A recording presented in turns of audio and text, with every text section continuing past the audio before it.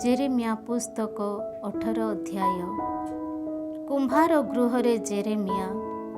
प्रभु Jeremiah को कहिले, उठ ओ कुंभार गृह को जाओ, सेठारे तुमे जेपरी मोर वचन शुण, सेथिपाई मु तुमको एक सुजोग प्रदान करिबी। सुतरां मु कुंभार गृह को गली, सेतेबेले से वक्र समीपरे तार कार्य व्यस्त थिले।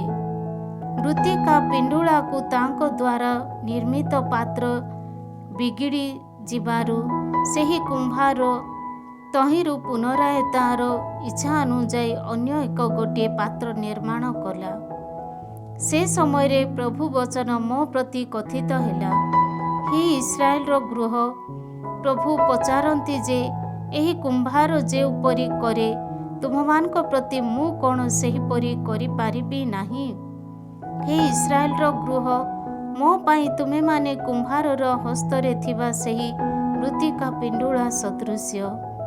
जे कोनोसी समय रे मु जदि कहे जे कोनोसी राज्य किंबा जनता को उत्पादन करिबी ओ ताहाको विध्वस्त करि विनाश करिबी ओ जे मानक संबंधरे मु सेपरी कथा कही अछि, सेही जनता जदि अनिष्ट मार्गरु पश्चातपद होई अनुतप्त हुअन्ति, तेबे ताहा प्रति करिबा सकाशे जहाँ मु मनस्थ करिथिली सेही अनिष्ट संबंधरे मु अनुतप्त हेबी।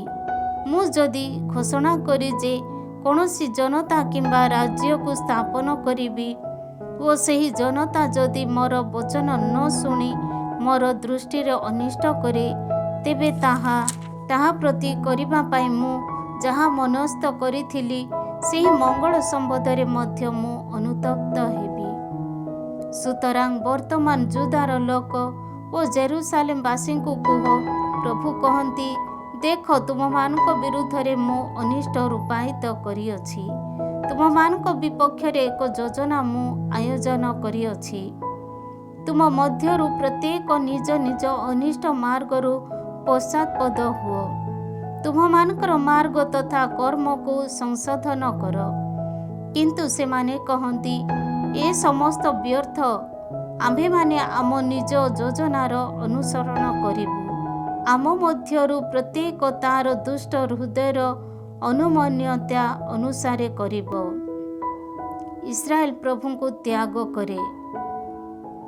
सुतरां प्रभु कहंती, गोष्ठी सकल मध्यरे अन्वेषण कर जे एपरी केही केबे शुणिबाकू पाइअछि, जे कुमारी कन्या सेही इस्राएल एक भीषण कार्य करिअछि।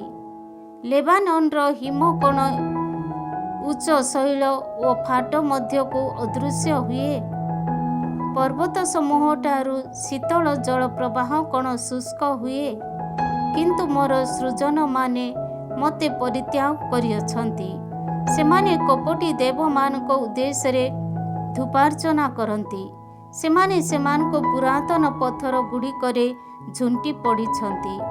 राजपथ त्याग करी सेमाने उपपथरे प्रवेश करिछंती, सेमाने स्वदेश को विजन करिछंती ओ चिरकाल व्यापी उपहास पात्र रे परिणत होइछंती।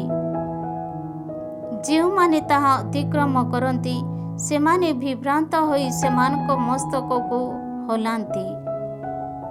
पूर्वीय वायु जहा करे तदनुजाई मु सेमानकु शत्रु सम्मुखरे विच्छिन्न करिबी ओ सेमानक दुर्दशारे मोर मुखमंडल को नुहे बरं पृष्ठ मु सेमानकु देखाइबी। प्रतिशोध पाई प्रार्थना।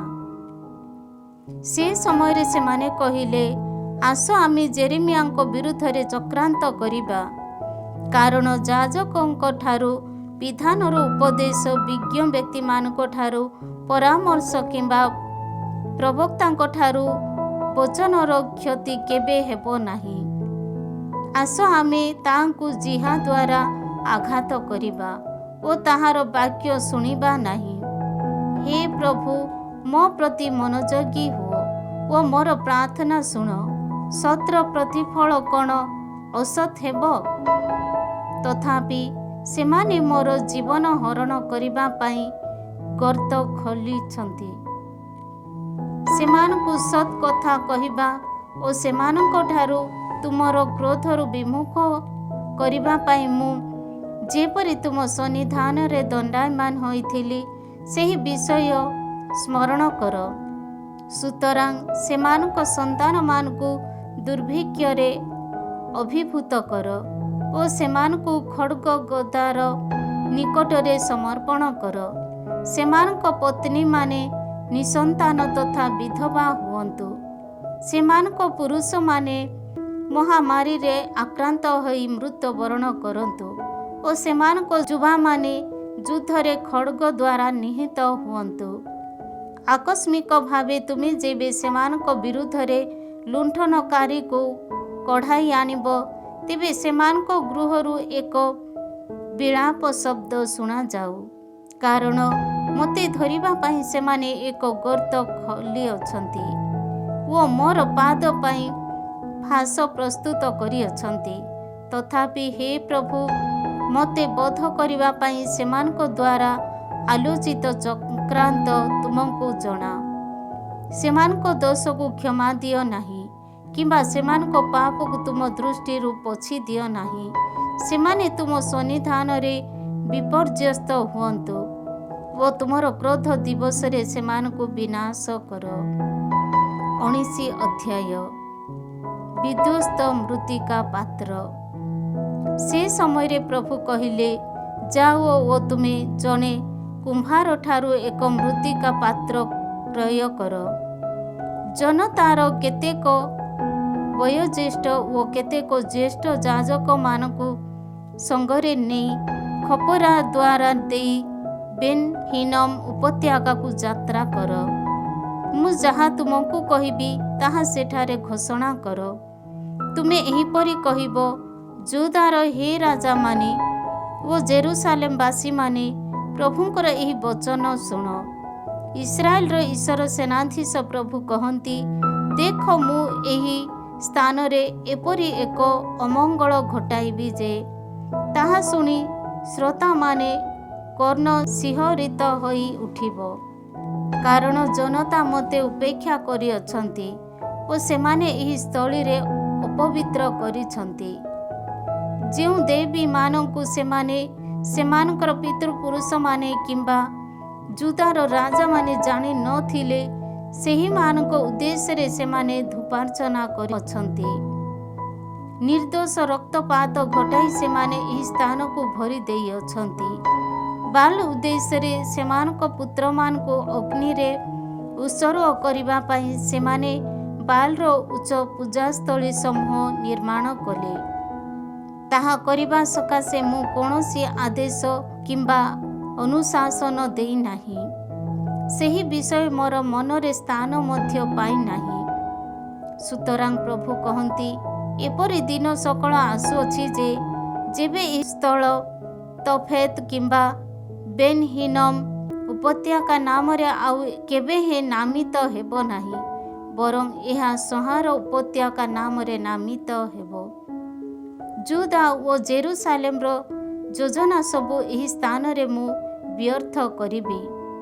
ସେଠାରେ ଜନତା ଯେପରି ସେମାନଙ୍କ ଶତ୍ରୁମାନଙ୍କ ସମ୍ମୁଖରେ ଖଡ୍ଗ ଦ୍ୱାରା ନିହତ ହୁଅନ୍ତି ଓ ସେମାନଙ୍କ ଜୀବନକୁ ହରଣ କରିବା ପାଇଁ ଯେଉଁମାନେ ଅନ୍ୱେଷଣ କରିଥିଲେ, ସେମାନଙ୍କ ହସ୍ତ ଦ୍ୱାରା ସେମାନେ ଯେପରି ଆଘାତ ପ୍ରାପ୍ତ ହୁଅନ୍ତି, ସେଥିସକାଶେ ମୁଁ ଅବସର ସୃଷ୍ଟି କରିବି। ସେମାନଙ୍କ ମୃତ ଶରୀରକୁ ଆକାଶର ପକ୍ଷୀ ଓ ପୃଥିବୀର ବନ୍ୟ ପଶୁମାନଙ୍କ ଆହାର ପାଇଁ ମୁଁ ପ୍ରଦାନ କରିବି।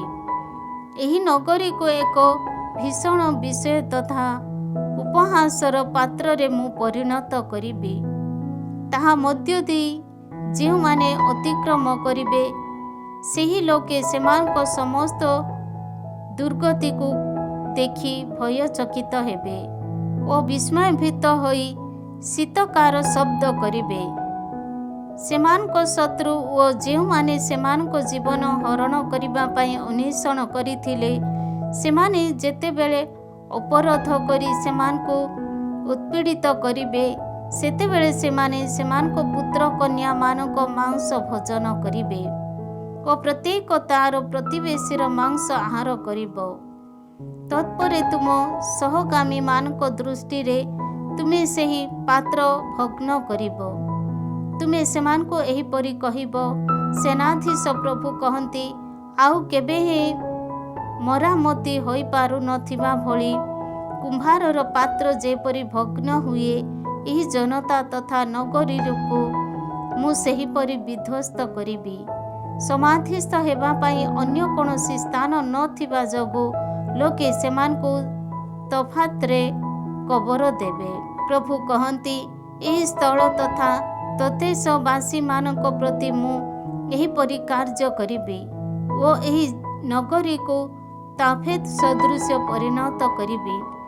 ଜେରୁସାଲେମର ଗୃହ ସକଳ ତଥା ଯୁଦାର ରାଜାମାନଙ୍କ ପ୍ରାସାଦ ସମୂହ ଓ ଯେଉଁ ସମସ୍ତ ଗୃହ ଛାତ ଉପରେ ଆକାଶ ବାହିନୀ ଉଦ୍ଦେଶ୍ୟରେ ଧୂପାର୍ଚ୍ଚନା କରାଯାଇଥିଲା ଓ ଅନ୍ୟ ଦେବମାନଙ୍କ ଉଦ୍ଦେଶ୍ୟରେ ପାନୀୟ ବଳି ଢାଳି ଦିଆଯାଉଥିଲା, ସେ ସମସ୍ତ ଗୃହ ତାଫେତ ସଦୃଶ କଳୁଷିତ କରାଯିବ। ଏହାପରେ ପ୍ରବଚନ ଦେବା ପାଇଁ ତାଫେତକୁ ପ୍ରଭୁଙ୍କ ଦ୍ୱାରା ପ୍ରେରିତ ଜେରେମିଆ ସେଠାକୁ ଫେରି ଆସି ପ୍ରଭୁଙ୍କ ଆଳୟର ପ୍ରାଙ୍ଗଣରେ ଦଣ୍ଡାୟମାନ ହେଲେ ଓ ସମସ୍ତ ଜନତାଙ୍କୁ କହିଲେ, ଇସ୍ରାଏଲର ଈଶ୍ୱର ସେନାଧୀଶ ପ୍ରଭୁ କହନ୍ତି, ଦେଖ, ଯାହା ମୁଁ ପ୍ରଖ୍ୟାପନ କରେ ସେ ସମସ୍ତ ଅନିଷ୍ଟକୁ ଏହି ନଗରୀ ତଥା ତାହାର ଚତୁଃପାର୍ଶ୍ୱସ୍ଥ ସମସ୍ତ ସହର ବିରୁଦ୍ଧରେ ଘଟାଇବା ପାଇଁ ମୁଁ ଉଦ୍ୟତ। କାରଣ ମୋ ବଚନର ଅନୁଗତ ହେବା ପାଇଁ ଅସ୍ୱୀକାର କରି ସେମାନେ ସେମାନଙ୍କ ହୃଦୟ କଠିନ କରିଅଛନ୍ତି। 20 ଅଧ୍ୟାୟ ପାଶୁର ସହ ଯୁକ୍ତିବାଦ। ପ୍ରଭୁଙ୍କ ଆଳୟର ମୁଖ୍ୟ ତତ୍ତ୍ୱାବଧାରକ ତଥା ଇମେରର ପୁତ୍ର ପାଶୁର ନାମକ ଜଣେ ଯାଜକ ଜେରେମିଆଙ୍କର ପୂର୍ବାକ୍ତ ପ୍ରବଚନ ବାଣୀ ଶୁଣିବାକୁ ପାଇଲା। ତହୁଁ ସେ ପ୍ରବକ୍ତା ଜେରେମିଆଙ୍କୁ ପ୍ରହାର କଲା ଓ ପ୍ରଭୁଙ୍କ ଆଳୟର ବେଞ୍ଜାମିନ ଦ୍ୱାରା ନାମରେ ଅଭିହିତ ଉପର ଦ୍ୱାରରେ ତାଙ୍କୁ ବାନ୍ଧି ରଖିଲା। ପରଦିନ ପାଶୁର ଯେବେ ତାଙ୍କୁ ବନ୍ଧନ ମୁକ୍ତ କଲା, ତେବେ ଜେରେମିଆ ତାଙ୍କୁ କହିଲେ, ପାଶୁର ନାମରେ ନୁହେଁ, ବରଂ ସର୍ବତ୍ର ଭୀତି ନାମରେ ପ୍ରଭୁ ତୁମକୁ ନାମିତ କରନ୍ତି। କାରଣ ପ୍ରଭୁ ଏହିପରି କହନ୍ତି, ତୁମ ନିଜର ଓ ତୁମ ସମସ୍ତ ବନ୍ଧୁମାନଙ୍କ ପ୍ରତି ମୁଁ ତୁମକୁ ଭୀତପ୍ରଦ କରିବି। ତୁମ ଦୃଷ୍ଟିରେ ସେମାନେ ସେମାନଙ୍କ ଶତ୍ରୁମାନଙ୍କ ଖଡ଼୍ଗ ଦ୍ୱାରା ନିପତିତ ହେବେ। ସମସ୍ତ ଯୁଦାକୁ ମୁଁ ବାବିଲନର ରାଜାଙ୍କ ହସ୍ତରେ ସମର୍ପଣ କରିବି।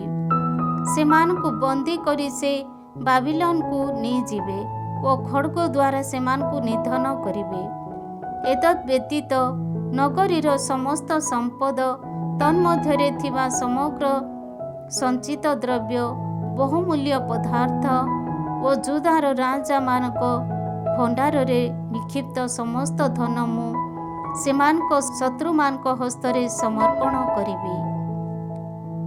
ସେ ସମସ୍ତ ଲୁଣ୍ଠିତ ତଥା ଅଧିକାର କରି ସେମାନେ ବାବିଲନକୁ ଘେନିଯିବେ। ହେ ପାଶୁର, ତୁମେ ଓ ତୁମ ଗୃହବାସୀ ସମସ୍ତେ ବାବିଲନକୁ ନିର୍ବାସିତ ହେବ। ସେଠାରେ ତୁମେ ଓ ତୁମ କପଟ ପ୍ରବଚନର ଶ୍ରୋତାମାନେ ମୃତ୍ୟୁବରଣ କରିବେ ଓ ସେଠାରେ ସମାଧିସ୍ଥ ହେବେ। ଜେରେମିଆଙ୍କ ଅଭିଯୋଗ। ହେ ପ୍ରଭୁ, ତୁମେ ମୋତେ ପ୍ରବଞ୍ଚିତ କରିଅଛ ଓ ମୁଁ ପ୍ରବଞ୍ଚିତ ହେଲି। ତୁମେ ମୋ ଅପେକ୍ଷା ଅଧିକ ଶକ୍ତିଶାଳୀ, ତୁମେ ଜୟଯୁକ୍ତ ହୋଇଅଛ। ଦିନସାରା ମୁଁ ଉପହାସର ପାତ୍ର ହେଲି ଓ ସମସ୍ତେ ମୋତେ ପରିହାସ କରନ୍ତି। କାରଣ କଥା କହୁଥିବା ସମସ୍ତ ସମୟରେ ଚିତ୍କାର କରି ମୁଁ କେବଳ କହୁଅଛି, ହିଂସା ତଥା ବିନାଶ। କାରଣ ପ୍ରଭୁଙ୍କର ବଚନ ମୋ ପାଇଁ ଦିନସାରା ତିରସ୍କାର ତଥା ଉପହାସର କାରଣ ହେଲା। ମୁଁ ଯଦି କହେ, ତାହାଙ୍କ ସମ୍ବନ୍ଧରେ ମୁଁ ଆଲୋଚନା କରିବି ନାହିଁ, ତାହାଙ୍କ ନାମରେ ମୁଁ କଦାପି କଥା କହିବି ନାହିଁ, ତେବେ ଏକ ଦହନକାରୀ ଅଗ୍ନି ମୋର ଅସ୍ଥିପୁଞ୍ଜରେ ରୁଦ୍ଧ ହୋଇଥିବା ଭଳି ଏକ ଅନୁଭୂତି ମୋର ହୃଦୟରେ ମୁଁ ଅନୁଭବ କରେ।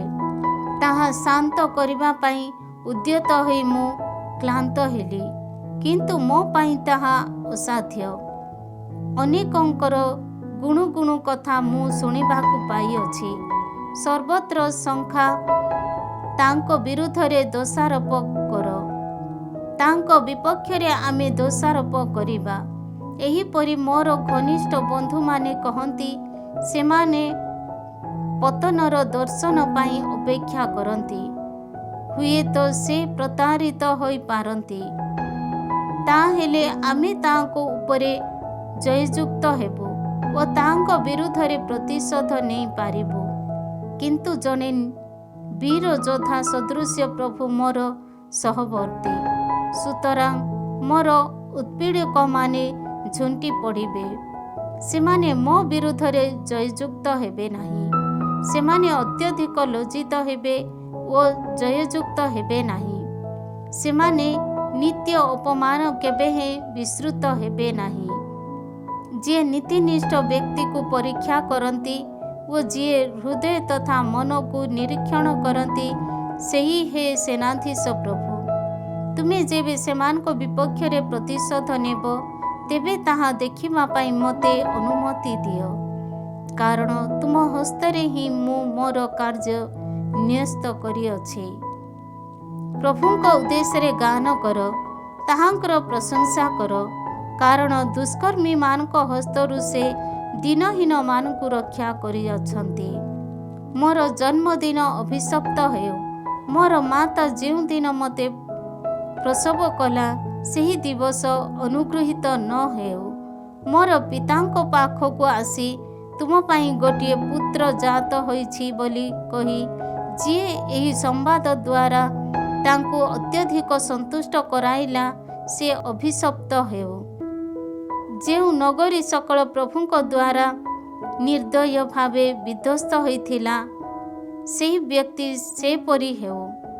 ପ୍ରତ୍ୟୁଷରେ ଏକ କ୍ରନ୍ଦନ ସ୍ୱର ଓ ମଧ୍ୟାହ୍ନରେ ବିପଦ ସଂକେତର ଏକ ଧ୍ୱନି ସେ ଶୁଣିବାକୁ ପାଉ, କାରଣ ସେ ମୋତେ ମୋର ମାତୃଗର୍ଭରେ ବୋଧ କରି ନାହାନ୍ତି। ତାହେଲେ ମୋର ମାତା ମୋର ସମାଧି ହୋଇଥାନ୍ତା ଓ ତା'ର ଉଦର ଏକ ମହାନ ବସ୍ତୁ ହୋଇଥାନ୍ତା। ମୁଁ ବା କାହିଁକି ମାତୃଗର୍ଭରୁ ବାହାରିଲି? ତାହା କ'ଣ ପରିଶ୍ରମ ତଥା ଶୋକର ଦର୍ଶନ ପାଇଁ ଉଦ୍ଦିଷ୍ଟ ଥିଲା? ତାହା କ'ଣ ମୋର ଦିନ ସକଳକୁ ଅପମାନ ମଧ୍ୟରେ ଅତିବାହିତ କରିବା ପାଇଁ ଉଦ୍ଦିଷ୍ଟ ଥିଲା? 21 ଅଧ୍ୟାୟ। ସେଦେକିଆଙ୍କ ଦୂତମାନଙ୍କ ପ୍ରତି ଜେରେମିୟାଙ୍କ ଉତ୍ତର। ମାଲ୍କିୟାଙ୍କ ପୁତ୍ର ପାଶୁର ଓ ମାସେକିୟାଙ୍କ ପୁତ୍ର ତଥା ଯାଜକ ସେଫାନିୟାଙ୍କୁ ରାଜା ସେଦେକିଆ ଜେରେମିୟାଙ୍କ ନିକଟକୁ ଯେତେବେଳେ ପଠାଇଲେ ଓ କହିଲେ, ଆମ ନିମନ୍ତେ ପ୍ରଭୁଙ୍କର ଅଭୀଷ୍ଟ ସନ୍ଧାନ କର, କାରଣ ବାବିଲୋନର ରାଜା ନେବୁଖାଦ୍ନେସର ଆମ ବିରୁଦ୍ଧରେ ଯୁଦ୍ଧ କରନ୍ତି।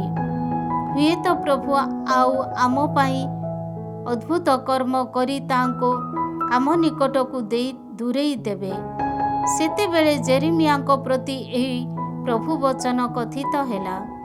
ଜେରେମିୟା ସେମାନଙ୍କୁ କହିଲେ, ତୁମେମାନେ ସେଦେକିଆଙ୍କୁ ଏହିପରି କହିବ, ଇସ୍ରାଏଲର ଈଶ୍ୱର ପ୍ରଭୁ କହନ୍ତି, ଦେଖ, ନଗରୀ ପ୍ରାଚୀର ବାହାରେ ତୁମକୁ ଅବରୋଧ କରି ଯେଉଁମାନେ ଯୁଦ୍ଧ କରନ୍ତି, ସେହି ବାବିଲୋନର ରାଜା ତଥା କାଲଦୀୟ ସୈନ୍ୟ ବିରୁଦ୍ଧରେ ତୁମେ ଯେଉଁ ଅସ୍ତ୍ର ଦ୍ୱାରା ପ୍ରତିରୋଧ କରୁଅଛ, ସେହି ଅସ୍ତ୍ରଶସ୍ତ୍ର ଫେରାଇ ଆଣି ମୁଁ ଏହି ନଗରୀ ମଧ୍ୟରେ ଗଦା କରିବି।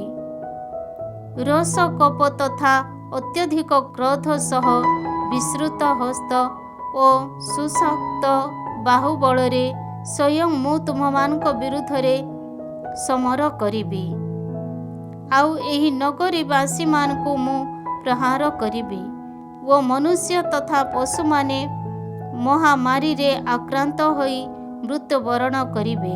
ପ୍ରଭୁ ପୁଣି କହନ୍ତି, ଏହାପରେ ଜୁଦାର ରାଜା ସେଦେକିଆ ତା'ର ଭୃତ୍ୟମାନେ ଓ ମହାମାରୀ, ଖଡ଼୍ଗ ତଥା ଦୁର୍ଭିକ୍ଷରୁ ରକ୍ଷା ପାଇ ଅବଶିଷ୍ଟ ରହିଥିବା ଏହି ନଗରୀବାସୀଙ୍କୁ ବାବିଲନର ରାଜା ନେବୁଖଦ୍ନେସର ସେମାନଙ୍କ ଶତ୍ରୁଗଣ ଓ ସେମାନଙ୍କ ଜୀବନ ହରଣ କରିବା ପାଇଁ ଯେଉଁମାନେ ଅନ୍ୱେଷଣ କରନ୍ତି ସେହି ବ୍ୟକ୍ତିମାନଙ୍କ ହସ୍ତରେ ମୁଁ ସମର୍ପଣ କରିବି।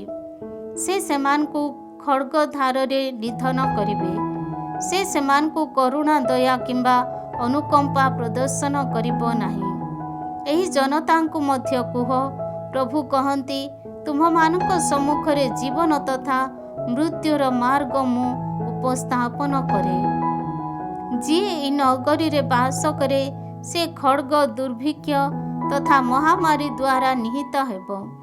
କିନ୍ତୁ ଯିଏ ବାହାରି ଯାଇ ତୁମ୍ଭମାନଙ୍କ ଅବରୋଧ କରୁଥିବା ମାଲ୍କିୟମାନଙ୍କ ହସ୍ତରେ ନିଜକୁ ସମର୍ପଣ କରିବ, ସେ ଜୀବିତ ରହିବ। ଯୁଦ୍ଧ କାଳରେ ଅଧିକୃତ ଲୁଣ୍ଠିତ ବସ୍ତୁ ହିସାବରେ ସେ ତାହାର ଜୀବନ ରକ୍ଷା କରିବ।